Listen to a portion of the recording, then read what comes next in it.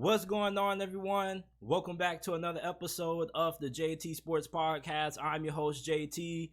We got another jam-packed episode for you guys today. We're going to be explaining what Jim Irsay meant by his recent comments about Anthony Richardson. Can the LA Rams overachieve this year? Not too many people are expecting many big things out of the Rams this year. They had a really underwhelming 2022 season. And going into this year, it looks like they're entering a slight rebuild. But there may be the opportunity for the Rams to end up over-exceeding expectations this year. You remember what the New York Giants did last season, along with the Seattle Seahawks. Those were two franchises going into 2022 that not too many people expected much from them, and then they ended up surprising. And there always are one or two teams who end up over-exceeding expectations. Nobody expects them to end up being a playoff team, and they sneak into the postseason. Maybe that could be the LA Rams' fate this year.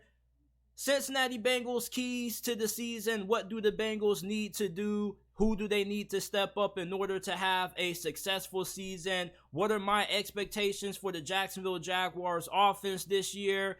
And lastly, I'm going to be giving my thoughts on how good I feel Louisville Football is going to be year one under new head coach Jeff Brohm. Before we get into it, if you haven't already, make sure that you go ahead, leave a like, and subscribe to the channel. We go live every day at 5 p.m. Eastern Time, Monday through Friday. Remember that you can listen to the audio version of the JT Sports Podcast on all podcasting platforms. We're not just available on YouTube. You can find us on all podcasting platforms: Apple, Google, Spotify, Amazon, wherever you get your podcast from. You can find the JT Sports Podcast. If you enjoy this episode of the pod, make sure that you go ahead and rate us 5 stars. We're really close to getting 100 5-star reviews on Apple. We currently are at 69, so go ahead, get us to 70 by giving us a 5-star review. All you got to do is go to the JT Sports Podcast, which you can type into any podcasting platform that you use, and it will pop up.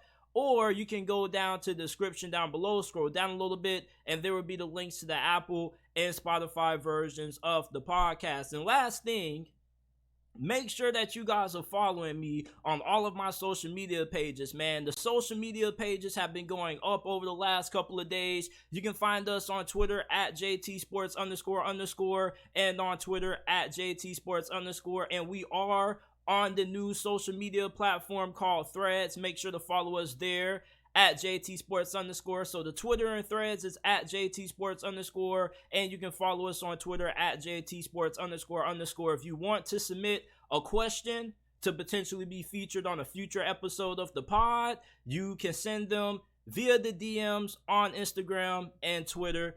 Let's get into it, man. Colts owner Jim Irsay recently on the episode of the Pat McAfee show had some comments around Anthony Richardson, his future, and his development. And on the Pat McAfee show, he said, and I quote, "For Anthony Richardson, it's going to be tough. We know that. But he has to play to get better. I mean, there's no question. Gardner Minshew could come out and obviously play better early on, just being a veteran, but we have to get Anthony on the field. That's Shane Steichen's call when he decides to do it." Now, let's contextualize these comments by Jim Irsay, right?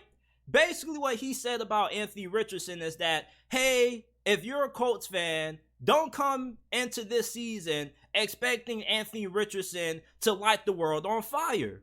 And we know with Anthony Richardson, if you expect him to succeed this year, you know that there's going to be a lot of growing pains along this road. You're going to have some good performances where you see Anthony Richardson play fantastic and you say, okay, I see why the Indianapolis Colts drafted him 4th overall. And then you're going to see some games out of Anthony Richardson in 2023 that are going to make you say, okay, I get what everybody was saying about him being a project player. There's going to be a lot of ups and a lot of downs that comes with the Anthony Richardson experience in his first season if he does end up being named the week 1 starter. But what Jim Irsay has said isn't what most of us haven't said all off season. Most of us have pretty much have said that if Anthony Richardson is going to get better, he's only going to do that on the field, getting actual reps. There's only so much that you can learn sitting behind Gardner Minshew holding the clipboard. Anthony Richardson doesn't have a lot of experience being a quarterback, not just a starting quarterback in the NFL, but just playing the quarterback position in general. He didn't start all but one season fully for the Florida Gators last season.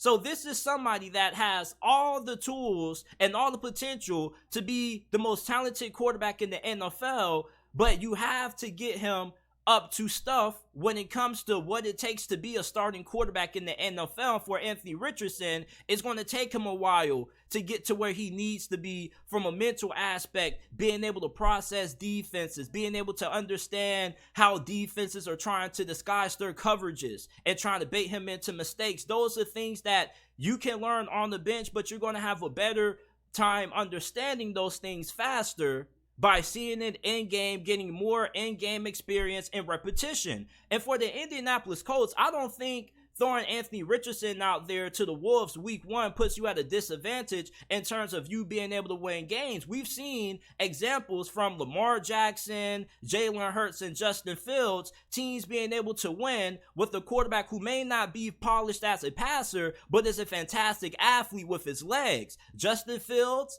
and the games that he played last year for the Chicago Bears, a good handful of those games came down to one possession scores due to how well he played.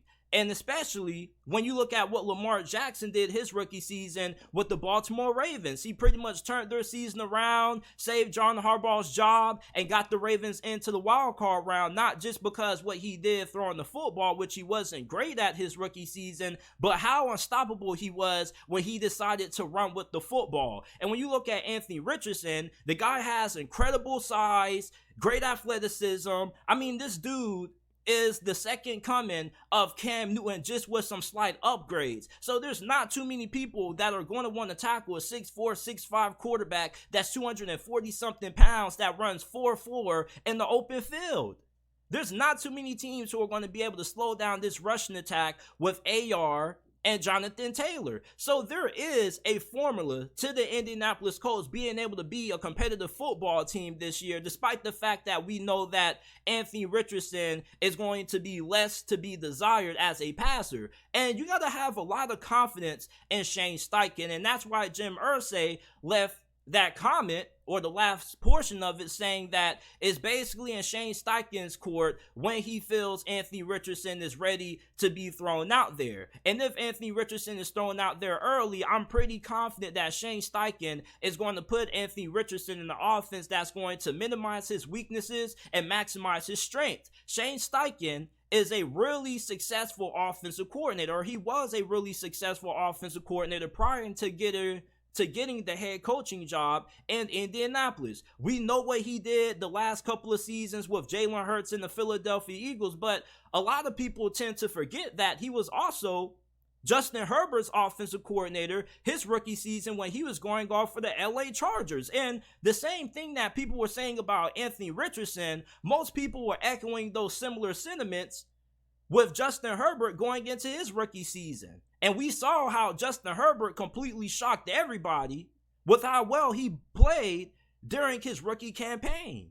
So with Anthony Richardson, he is in great hands with Shane Steichen being his head coach. Shane Steichen has worked with quarterbacks that have a similar skill set to Anthony Richardson. Jalen Hurts wasn't the most polished passer coming out of Oklahoma, and Shane Steichen was able to put him in a system that was able to get Jalen Hurts to play at a good enough level that got the Philadelphia Eagles to the playoffs during Jalen Hurts' second year. And then last season, we saw Jalen Hurts take a tremendous leap under Shane Steichen in his second season, having him as his offensive coordinator. So if you look at the job that Shane Steichen has previously done with Justin Herbert and Jalen Hurts, you have to feel pretty confident if you're an Indianapolis Colts fan about how Anthony Richardson is going to perform this year. Now, if you're expecting Anthony Richardson to come into his first season and just absolutely dominate from week 1 to week 17, like, your expectations are way too high.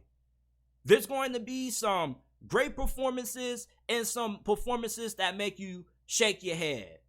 That's just what's going to come with the Anthony Richardson experience. You got a very young quarterback who's a very raw passer, and a lot of the things that he has to clean up can be fixed over time with repetition and great coaching. But Anthony Richardson is only going to get better with in-game experience. And if you're the Indianapolis Colts and you're inside of the organization, you already know that if you start Anthony Richardson, you're probably not going to be good during his first season, but you're okay with that because this season is dedicated towards making Anthony Richardson gaining more experience and making sure that he's able to get thrown into the water really early. So come next season, you won't have as many growing pains.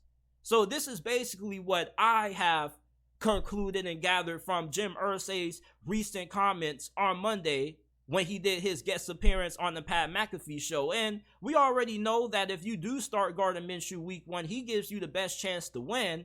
But it seems like if they go with Anthony Richardson week 1, it seems like the long-term goal of this season is going to be trying to be as competitive as possible with Anthony Richardson at the helm as the starting quarterback. But I like the fact that Jim Irsay's comments pretty much say that the Colts are going all in on Anthony Richardson this year. So if Anthony Richardson gets thrown into the fire and he struggles early, it doesn't sound like they plan on taking him out.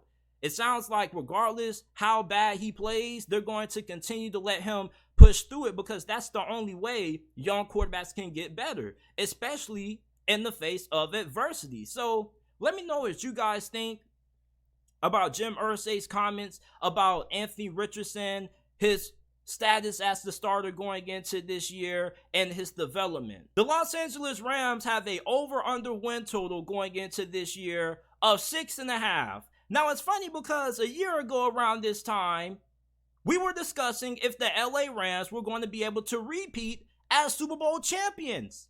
And not too long after, they end up being the biggest disappointment throughout the 2022 NFL season. I don't think anybody expected the Rams to not just miss the playoffs, but to have one of the worst records in the NFL. Now, going into 2023, most people expect the Rams to be one of the worst teams in the NFL, but is there a possibility that this team could overachieve this year? You got to remember, last year, nobody expected too much out of the Seattle Seahawks and the New York Giants. Both of those two teams were expected to have top 3, top 5 picks in this past year's NFL draft. And what did they do? They end up exceeding expectations and making it into the playoffs. Could the Rams follow a similar path? Now, it's going to be really tough for them to overachieve this year. You have a really tough schedule where you could potentially end up playing 9 teams that could be in the playoffs this season. And then you're in the same division where you have to play the Seattle Seahawks and the 49ers twice this year. Both of those two teams have some of the best rosters in the NFL. And for the LA Rams, you're going to be starting a lot of rookies potentially. I mean, they drafted 14 rookies during the draft, and they also signed a good amount of rookies via undrafted rookie free agency. Now, you do bring back Sean McVay, Matthew Stafford, Cooper Kupp, and Aaron Donald. Those are your main core guys, but you don't know if Matthew Stafford is going to be able to hold up for the whole entire season. And there's some rumors going around that the Rams tried to shop Matthew Stafford.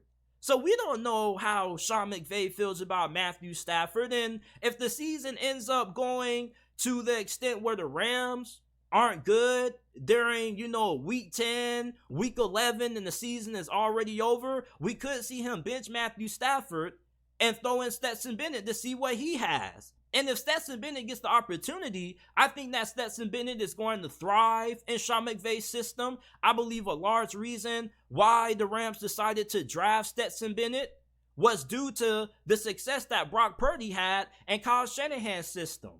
So you look at a Stetson Bennett, somebody who has a lot of experience, has a little bit more talent than what some people give him credit for. He could end up being the long-term answer at quarterback for the Rams, and maybe we get to see him sometime this season. Now, for the Rams to be able to overachieve this year, you're going to need Matthew Stafford to stay healthy. And then you're going to need this offensive line to play at a really high level because you have a really tough schedule. You're going up against some of the best defensive lines in the NFL. You already know how good the 49ers defensive line is, but you also have to face off against teams like the Washington Commanders, who also have really good interior defensive line play. So you're going to need your offensive line to be able to hold up this year. Now, when you look at their offensive tackle situation, I don't think they're in too bad of a spot there. I think their biggest concerns comes on the interior of their offensive line. You don't really know how great your center play is going to be, and you don't know what you're going to be getting out of your interior offensive lineman at offensive guard. Now, Steve Avila was drafted pretty high by the Rams from this past year's draft class, and I had a pretty high grade on him. So I think he's going to be able to step in at one of those guard spots and have a huge impact right away. I expect him to be a week 1 starter, but they also have a rookie running back that I liked a lot coming out of Ole Miss, and Zach Evans. Now, Zach Evans, he gives me Alvin Kamara vibes, and we didn't really get to see the full capability of Zach Evans during his time in college because there was never really a head coach who was able to tap in to all of Zach Evans' potential. And when you look at the struggles that the Rams had in the run game last year, Zach Evans could be a guy who could end up stepping up and taking over that RB1 mantle from Cam Akers and whoever else they have behind him in that department. He may be the most talented running back that they have currently on the roster. He can do everything. He's a really good running back, has really good explosiveness and acceleration, but he also probably is the best pass catcher that they have at the running back position currently on their roster. Now, defensively, they have a lot of holes. I mean, you're wondering who's going to be that second pass rusher alongside Aaron Donald. How good is your secondary going to be? Like, your cornerback position just has a huge question mark on it, a huge Riddler question mark on it. We don't know how that secondary is going to play this year. So for the Rams, for them to overachieve this year, you're basically telling me that Sean McVay is going to have one of the best head coaching jobs that we've seen in a very long time. I mean, he has to coach up a team that's going to be starting multiple rookies at several key positions, and you're going to have one of the most difficult schedules in the NFL. Plus, you're playing in one of the most toughest divisions in the NFL this season, and that's even not including Arizona, because Arizona probably won't be good this year. But the Seattle Seahawks and the 49ers probably should be two of the top teams in the NFC this year. So you're going to have to win 4 tough games inside your division alone, and then you got to try to beat 9 other potential playoff caliber football teams. Like, even if Sean McVay coaches his tail off this year, the Rams at best probably only win 9 games this year. The NFC may not be a top heavy, may not be a heavy conference when it comes to quarterback play like the AFC is, but there are some quality teams in the NFC. But I'm not going to count out the LA Rams. You do have Sean McVay, who is one of the best offensive-minded coaches in the game. And if Matthew Stafford can stay healthy, and Cooper Kupp and Aaron Donald can as well, I think we could see the Rams, best case scenario, competing for the 7th seed in the NFC playoffs. And that may sound a little bit crazy, but remember, nobody expected Seattle and the New York Giants to do what they did last season. The LA Rams could very much do something similar, even though their schedule is way more difficult than what those two team schedules were last season. They're going to need some rookies to step up. Not even some rookies. They're going to need a lot of rookies to step up. But something that should give them a lot of confidence in that being able to happen is the fact that you have a lot of rookies. So, I mean, at least 5 or 6 of these guys should be serviceable starters for you, and at least maybe 3 or 2 of them could end up being elite players for you. I mean, you got so many rookies that you got from your undrafted free agency haul and via the draft that somebody got to end up being good, right? Come on now, dog. Come on, man. Somebody got to be good. Somebody got to end up stepping up and making some plays. But for the Rams to overachieve and for them to win more than 6 games, that's going to be really difficult for them.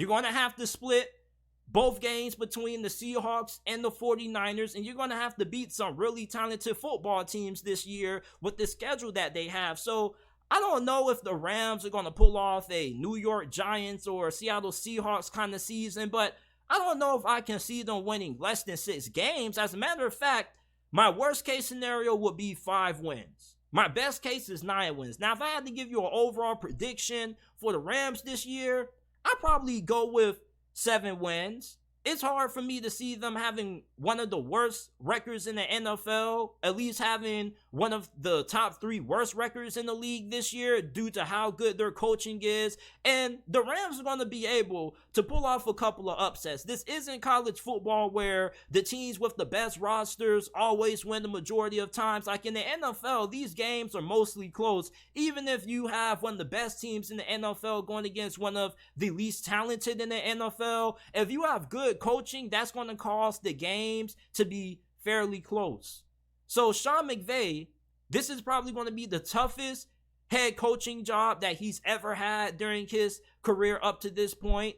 With the Los Angeles Rams, you're banking on a lot of rookies stepping up. You need Matthew Stafford to stay healthy. You have a lot of concerns at a lot of different positions on both the offensive and defensive side of the football. So I don't know if I think that the Rams are going to be able to overachieve and get into the playoffs, but maybe they could end up winning one more game than what their over-under win total may suggest at 6.5. But give me your thoughts on the LA Rams going into this season, and if you think they're capable of being able to overexceed expectations. If you haven't already, make sure that you go ahead, leave a like, and subscribe. If you're watching on YouTube, we go live every day, Monday through Friday at 5 p.m. Eastern Time. If you're enjoying the episode of the podcast so far, make sure that you go ahead, leave us with a 5-star review. We're trying to get to 100 5-star reviews on Apple and Spotify before the college football and NFL seasons kick off. So make sure that you go ahead,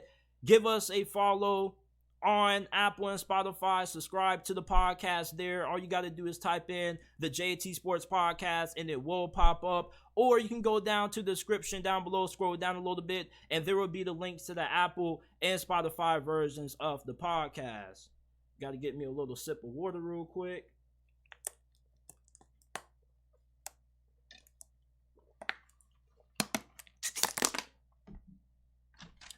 All right, so the next thing we got to talk about is this. Cincinnati Bengals keys to the season. What do the Bengals need to do? Who do the Bengals need to step up in order to have a successful 2023 campaign? Now, the Cincinnati Bengals have made it to the AFC Championship for the last 2 seasons. They beat Kansas City, made it to the Super Bowl against the LA Rams, which they lost 2021, 2022, and last season they went back to the AFC Championship game but came up short against Kansas City. So in 2023, I'm pretty sure that most Bengals fans are thinking Super Bowl win. And if you don't come away with the Lombardi Trophy in your hands at the end of the season, then I'm pretty sure most Bengals fans would view this season as a disappointment.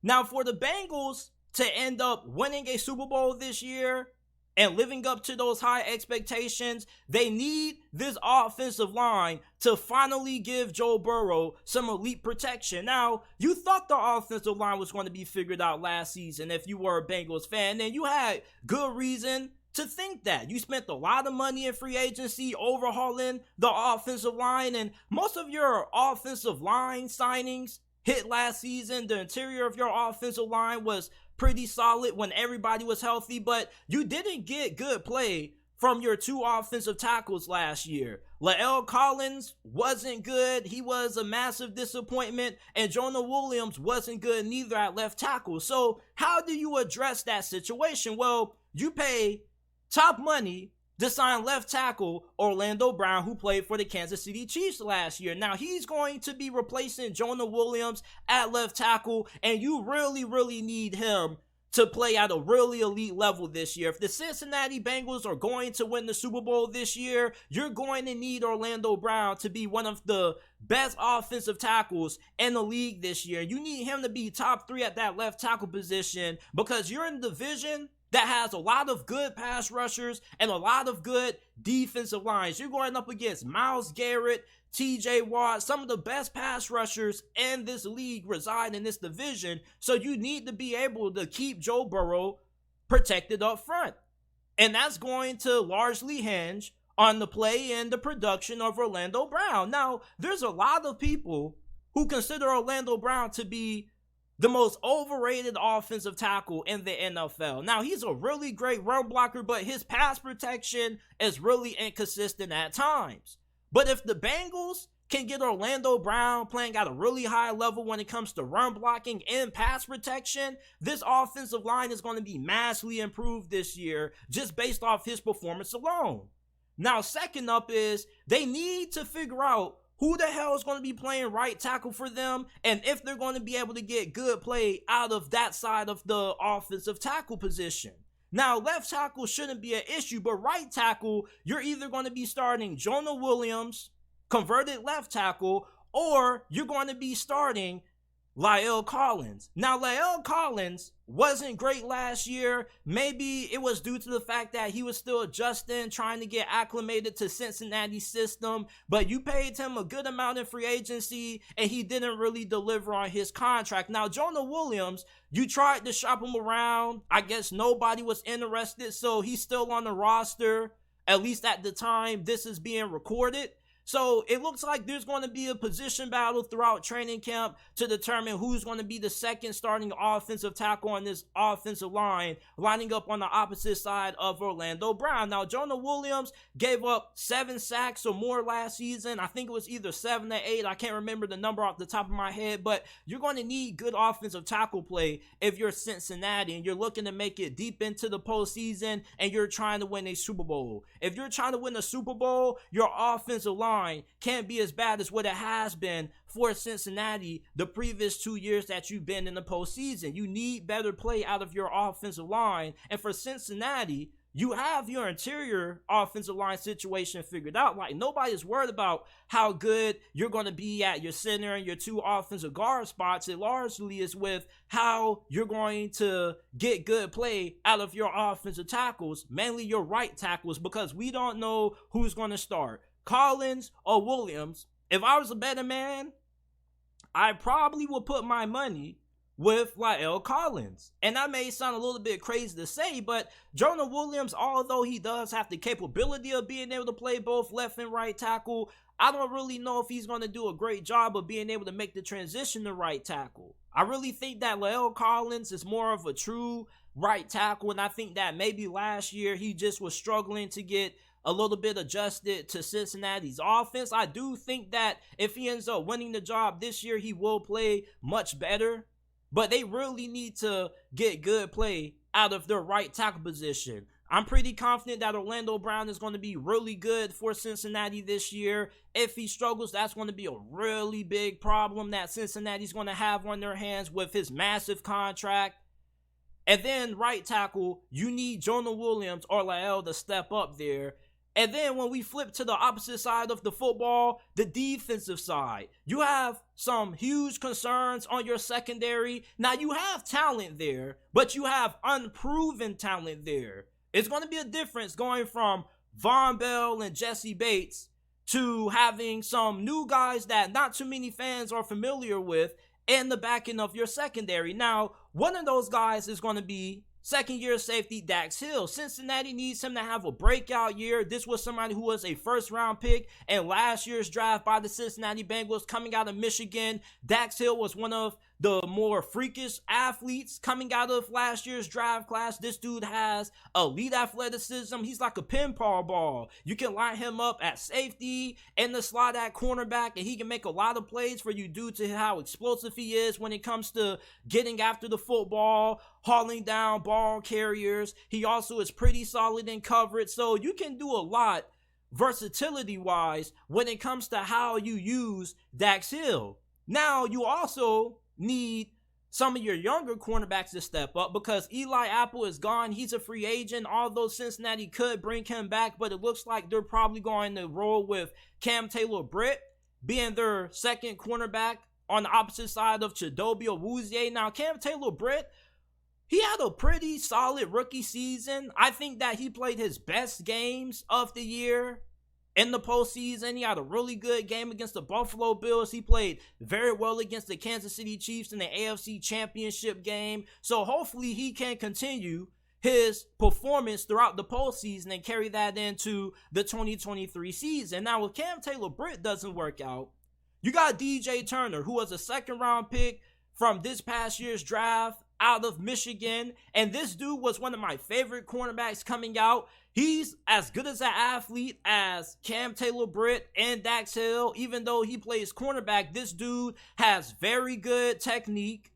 He also has very great athleticism, and he's a physical, aggressive cornerback that can get in your face and really disrupt timing with these wide receivers when it comes to getting off the line. So if Cam Taylor-Britt ends up struggling and not working out, if you're Lou Anarumo, you can go ahead and throw DJ Turner into the mix there. So you're going to need big play out of whoever's going to be your second cornerback this year. We know what Chidobe Awuzie brings to the table when he's able to stay fully healthy. Now you're going to need your second cornerback spot to not be a concern, and you're going to need it to be a strength for this defense to be fully functional. So these are my Cincinnati Bengals keys to the season. What the Cincinnati Bengals need to do to have a successful season. Let me know what are some keys to the season that you guys have for the Bengals down in the comment section down below. I want to give my expectations for the Jacksonville Jaguars going into this season. Now, this offense was really good last year, even though they do need to have way less turnover issues this year than what they had last year, but that's to be expected. When you have a young quarterback, Trevor Lawrence is going into year 3. And a lot of people are expecting Trevor Lawrence to win NFL MVP this year. He's been a very hot name when it comes to the MVP discussion. And outside of Patrick Mahomes and Joe Burrow, the quarterback who people think has the best chance of winning it in the AFC is T-Law. And for Trevor Lawrence, he right now is what I call ascension mode. And when your quarterback is in ascension mode, that means that all he does is keep getting better and better. And for Trevor Lawrence being in ascension mode and being mentioned in the MVP discussion, the Jacksonville Jaguars, let alone, should have a top 10 offense just based on how good Trevor Lawrence is expected to be this year. There's a good amount of people that I've talked to, Jacksonville Jaguar fans and non-Jags fans, who think that this is the year that Trevor Lawrence ends up becoming a top 3, top 5 quarterback in the game.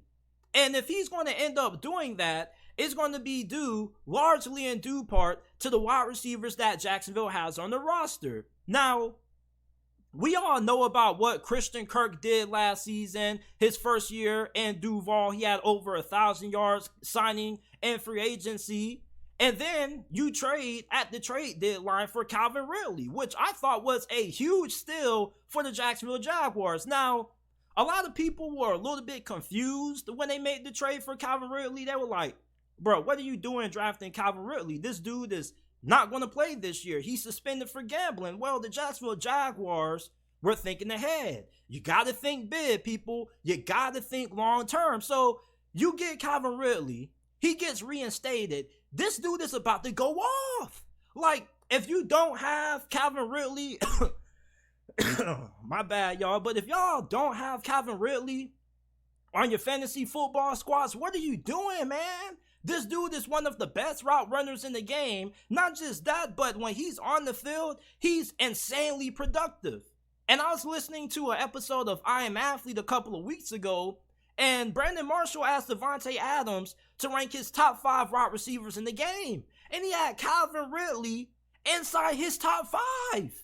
That really surprised me. So if Devontae Adams sees Calvin Ridley as a top 5 receiver, why aren't more people valuing what Calvin Ridley is going to bring to the Jags offense? You pretty much have 2 number 1 wide receivers on this offense. You got Christian Kirk, and then you got Calvin Ridley, and then behind him you're going to have Zay Jones as your wide receiver 3. This is going to be one of the best receiving duos in the NFL, and not too many people are talking about it.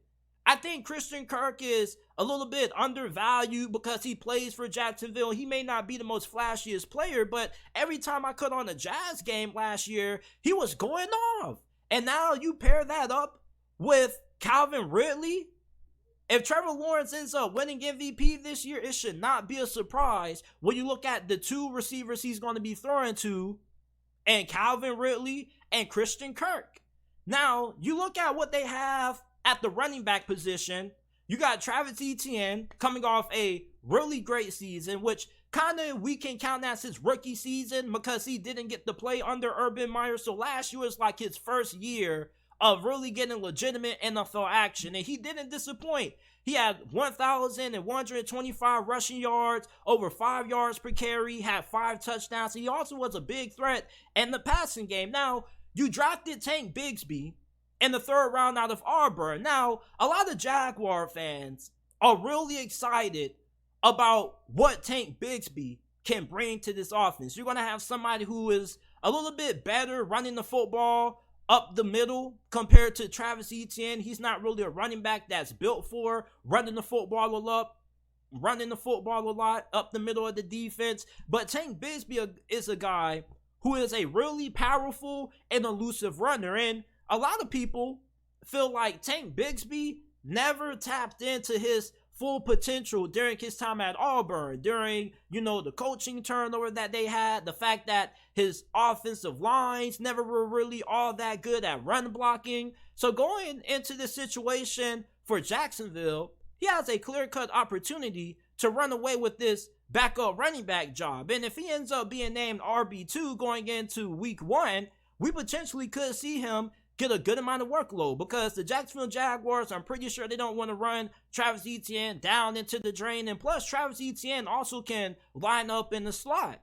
So you potentially could have Travis Etienne out wide along with Christian Kirk and Calvin Ridley, and then have Tank Bigsby in the backfield. So Tank Bigsby, if he ends up panning out and living up to some of these big expectations that Jaguar fans are dreaming for him to have, he could bring a different dimension to this offense. You also have somebody who potentially could be better in red zone situations than what you were last year at the running back position.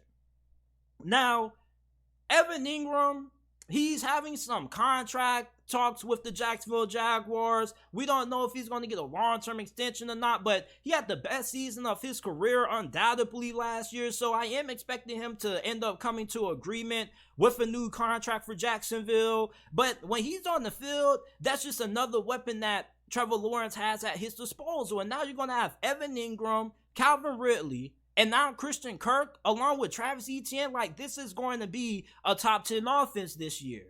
Now, the biggest concern that most people have about the Jaguars going into this season is their offensive line. Now, your starting left tackle, Cam Robinson, is going to be serving a 4-game suspension, so you're not going to get him until week 5. So who's going to be replacing him? Well, that's going to be Walker Little, who already has played left tackle. He also can play right tackle, but he probably is going to be the dude who ends up substituting for Cam Robinson until he returns. And I think that you're fine at left tackle with Walker Little. Like, I don't think you're going to get elite left tackle play out of Walker Little, but you should get serviceable left tackle play.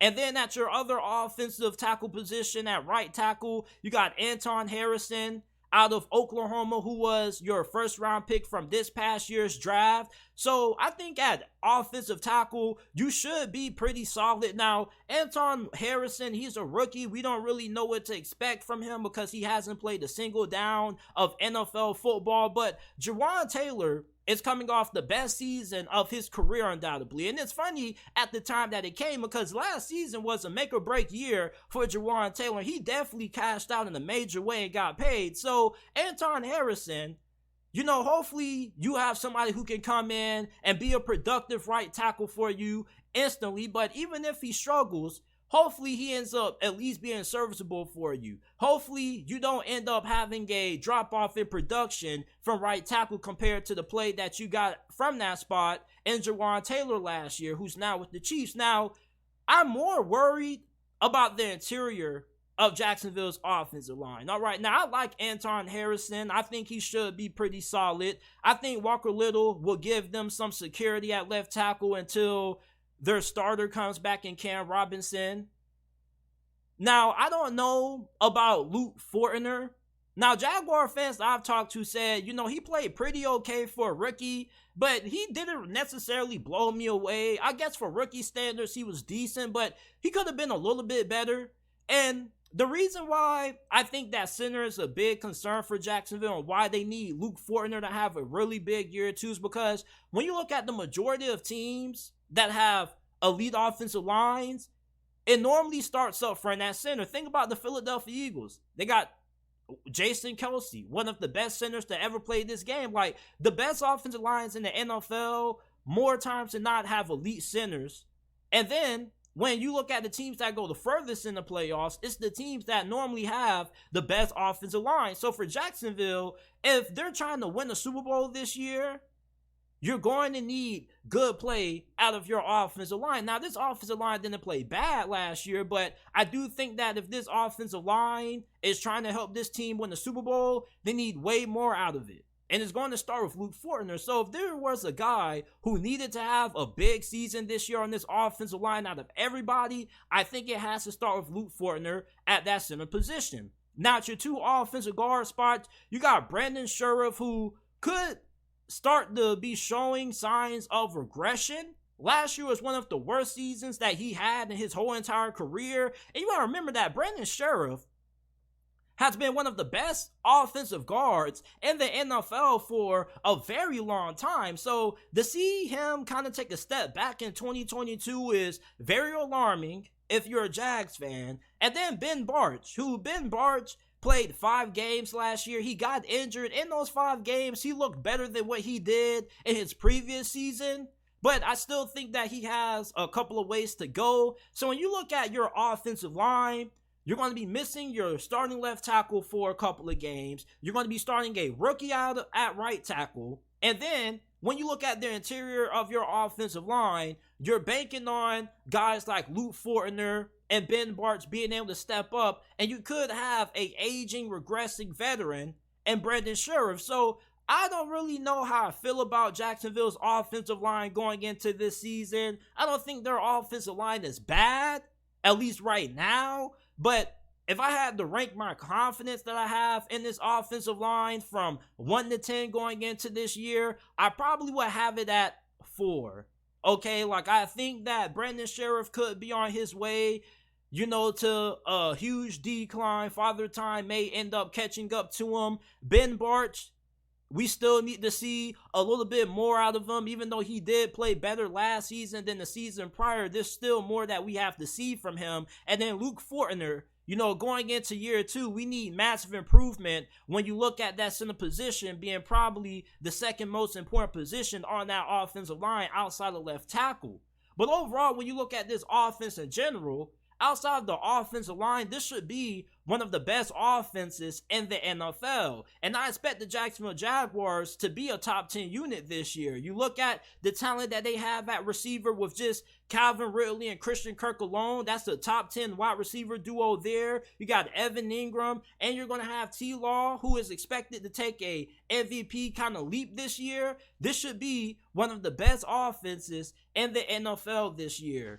Louisville fans were really happy with the hiring of Jeff Brohm. So Marcus Satterfield ends up going on to Cincinnati, and then they end up hiring Jeff Brohm. Now, Jeff Brohm was a huge hire for Louisville Football. This is somebody who was a star quarterback for them during his playing days for Louisville, led them to a good amount of success during his senior season. He also was somebody who played high school football around this area. So you have a hometown guy who knows this area, knows the expectations that comes with coaching at Louisville due to being a player there. And plus, Louisville already wanted Jeff Brohm to be their head coach back in 2018, but he turned them down when they were moving on from Bobby Petrino.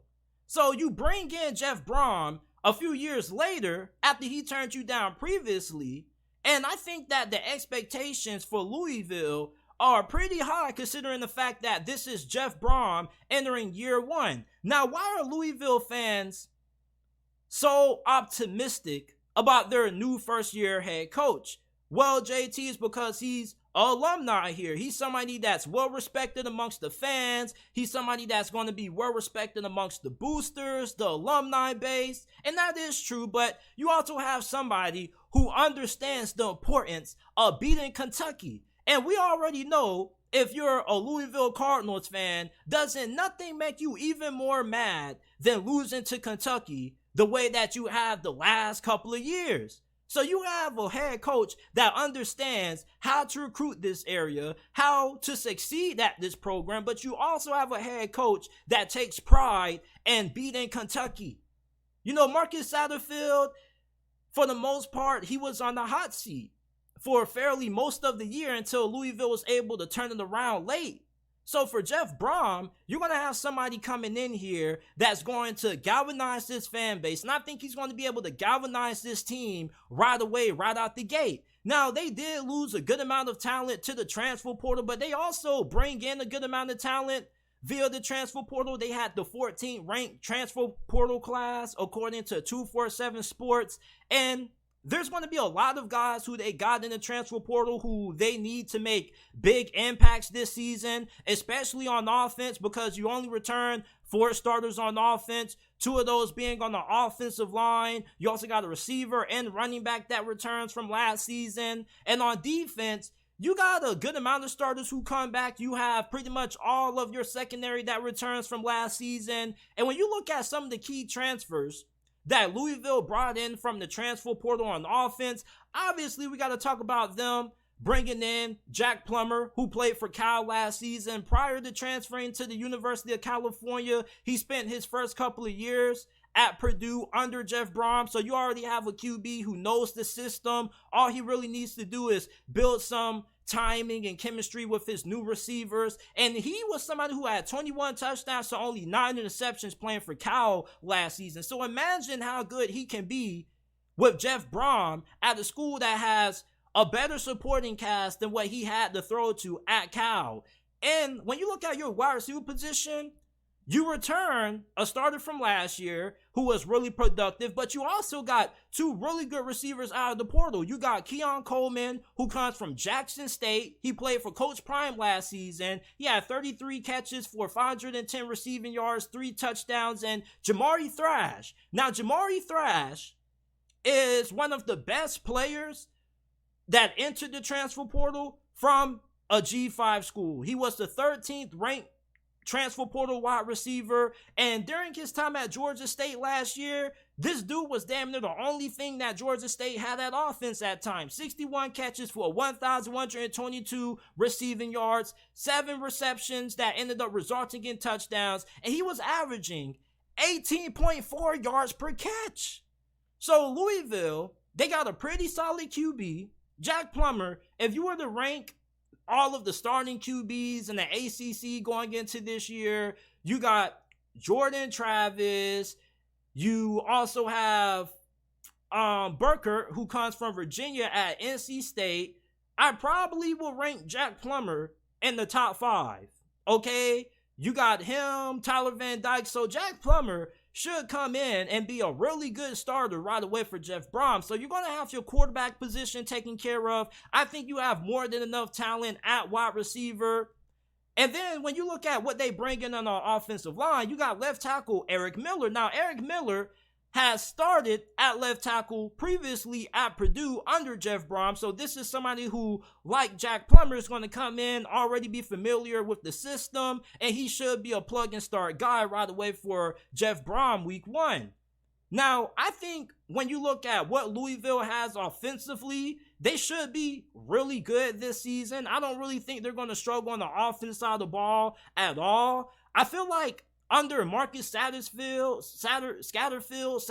however you pronounce his name, I don't really feel like this offense was all that great under him. I feel like a lot of this offense was based on Malik Cunningham just go back there and run around and make plays. I think with Jeff Brohm, you're going to have a more efficient offense, and you're going to have an offense that's going to be way more consistent than the offense that you've had under Marcus Satterfield for the last couple of seasons. Now, this defense is probably the biggest concern for people who don't really keep up with Louisville, well, JT, like, how good is this defense going to be? Like, we know this offense should be fine, but Louisville, who do they have coming back on defense? Well, they do return pretty much all of their starters from the secondary last year. Plus, they add a lot of depth in the secondary from the transfer portal. You got guys such as Storm Duck from the portal who's going to add to the depth and talent that you have at secondary. So I think that Louisville should be pretty fine on the back end of their defense. But when you look at what they have on their front seven, that's kind of where my concern lies. Now, their defensive line, they do return a good amount of depth there. They also did pick up a couple of transfers that I like. Jeff Clark from Georgia State. You also have Stephon Heron, who had 5.5 sacks at Stanford. And the defensive line, it's not that I don't think they have talent there. They do have talent. They do have guys who can get after the quarterback. But my problem with their defensive line is that I don't know if they have a lot of depth there. If they have one or two guys who ends up going down and having to miss some time with injuries, I think they're going to be in trouble. And at linebacker, I think you have talent there, but you have unproven guys there who are going to have to prove themselves. So this offense should be fine. Their secondary, I think, is going to be the strength of their defense. Their defensive line has talent, not saying that it doesn't, but I don't think they have a lot of depth. So how good and how many games will Louisville win in Jeff Brohm's first season? Well, I think that this is a team that, best case scenario, if everything goes right and they don't have a lot of injuries, they could win 10 games. Their schedule is not that tough. They got to play Georgia Tech, Murray State, Indiana, and Boston College before they get into the meat and potatoes of their schedule. So they should be 4-0 going on the road into that game against NC State. And NC State is a game that you have a good chance at winning, so you could be 5-0 before you have to play Notre Dame. And the good thing about playing Notre Dame and some of the better opponents that they face this year is that they have to do it at home. So you're playing Notre Dame at home, you play Duke at home, and you play Kentucky at home this year. So 3 of your biggest games of the season are all at home. You don't have to play Clemson. You don't have to play FSU. And I think that your most difficult road game this year is probably going to be against Miami. Now, Miami, I am a Miami Hurricane fan. I know I'm bold as hell for bringing that up this year because the Miami Hurricanes have not been that good the last previous years. But you look at Louisville, they're a team on the rise with Jeff Brohm, but so is Miami with Mario Cristobal. I'm pretty sure Mario Cristobal is not satisfied with how his first season at UM went, and I definitely do expect my Canes to be able to turn things around. And I'm not saying that Miami's going to win that game, but it definitely is going to be a really tough game. Miami does have a really talented team going into this season. Louisville, they do have some question marks with how this offensive line is going to look, how much depth they have up front. So that could be a game that could go either way. So my worst case scenario for Louisville, if everything goes left and they just struggle year one under Jeff Brohm, I think they end up winning only 6 games. Now, my overall record prediction for Louisville this season, I'm probably going to have to go with 9 wins. I think this team is capable of being able to win 9 games. I was close to having them winning 10, but I think 10 would be a little bit too much, even though I wouldn't be surprised if that ends up happening. But I think that Louisville, with the fact that they don't have a tough schedule and the fact that they did do a really good job at addressing the areas of concern that they had via the transfer portal, like I said, you never know how your offensive line and defensive lines are going to play out when you end up bringing in a lot of guys via the transfer portal. Like, you just can't plug and play guys on the offensive line, even if they are highly touted coming out of the portal. Like, having a good offensive line also comes down to more than just talent, but you got to have good communication. You got to have good chemistry. So you wonder if everything's going to come together on that offensive line fast enough for it to end up being good enough for them to be the team like Notre Dame, or being able to be the team like Duke or Miami that's really good up front. Maybe Duke may not be all that great up front as a school like Notre Dame and Miami, but if you're going to pull off some of these upsets, you need to be able to hold your own up front. Now, if you're a Notre Dame fan or a Duke fan or a Kentucky fan, you should be really concerned if Louisville is an underdog going into the week that they play you, because There's a reason why they nicknamed Jeff Brohm the upset master during his time at Purdue. This dude was 7-11 against top 25 opponents, and he was 3-1 against top 5 teams. And we remember what that Purdue team did to that Dwayne Haskins-led Ohio State team. So if you're any team in the ACC and you got to see Louisville and you're a favorite going into the week that you play Louisville, you better watch out, because the upset master just may get you again. But in all seriousness, I think that Jeff Brohm is going to have a really good season at Louisville. I think this is an 8-9 win team. They don't have a tough schedule. Now, if they were playing some of the better teams in the ACC, like a FSU and Clemson, I don't think they will be able to beat those teams. There's some people that think that Louisville could compete for the ACC championship this year. Not a lot of people, but a small group of people who believe that. I don't know. I think that's a little bit bold. Like, could they make it to the ACC championship? Potentially. I think there's a strong possibility that they could, depending on what happens with Clemson and FSU. But for the most part, I think this is going to be a 9-win team. I think they could end up being ranked in the top 25 at the end of the season, somewhere along the 20s or 25 range. But let me know what your first year expectations are for Jeff Brohm at Louisville down in the comment section down below. And this is it for this episode of the JT Sports Podcast. I appreciate you guys for tuning in. If you enjoyed this episode of the podcast, make sure that you leave us with a 5-star review. We would greatly appreciate it. We are trying to get to 100 5-star reviews before the start of the college football and NFL season. Leave a like on this video. We go live every day, Monday through Friday at 5 p.m. Eastern Time. Subscribe to the channel if you haven't already. And I will see you guys tomorrow with another episode of the JT Sports Podcast.